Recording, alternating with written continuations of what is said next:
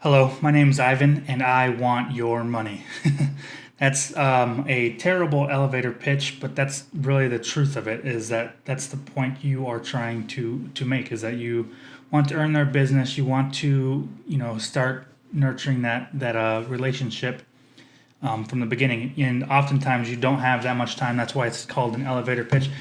You have from whatever time you get onto the elevator to whatever time they get off is the amount of time you have, the short amount of time that you have to basically sell yourself or sell the product that you are trying to sell to them. It's not too often I'm in an elevator in my city. The tallest building is about 5 stories tall, and even then, it's like a bank or something. I never really go into it, but still, I still use my elevator pitch at least once a day. Wherever I'm at, I'm always trying to maybe build a relationship with someone who you never know might benefit your career further down the line. One of my favorite phrases is it's never what you know, it's who you know. And that's extremely important, especially when you are job searching. You could be in the line at a Starbucks and then talk to the person in front of you or behind you, and they could be your next employer. So here is my elevator pitch. Hello, my name is Ivan Ramirez. I'm a local residential and commercial contractor.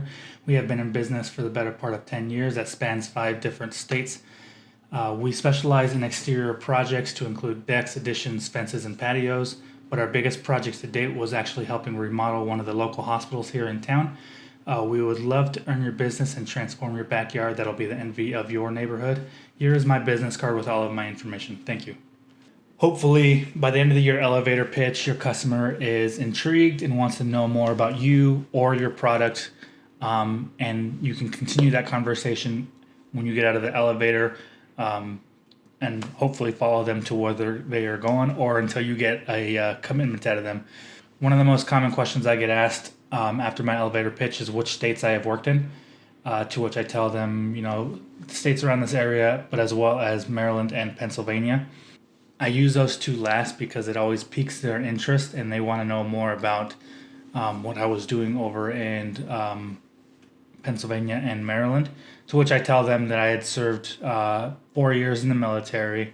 I had gotten out, and then I started my own construction company. And from then on, my family and I moved out to Idaho very recently, and we just continued the same company over here in Idaho and the surrounding states. I do that for a reason because it gives me the opportunity to tell them that I was in the military and how long I've been in business and in what states I have been in business in.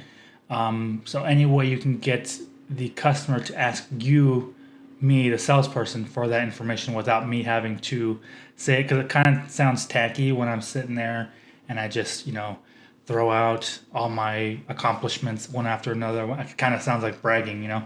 So I kind of framed it or worded it in a way that they would hopefully ask me about that information. The goal is to keep the conversation going. Once those elevator doors open, you do not want that conversation to end. You want that conversation going as long as possible, for many reasons. For one, you want to get as much information out of them as possible, but you also want to give them as much information as possible about yourself. It kind of creates a bond, and in the end, you are more memorable to them.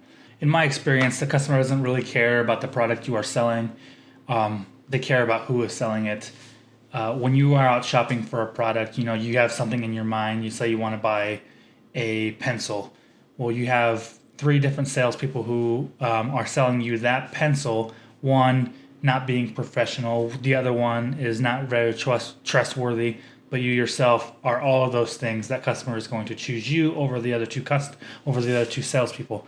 So again, anything that you can say or do to kind of portray that you are all of those things will help you in the long run.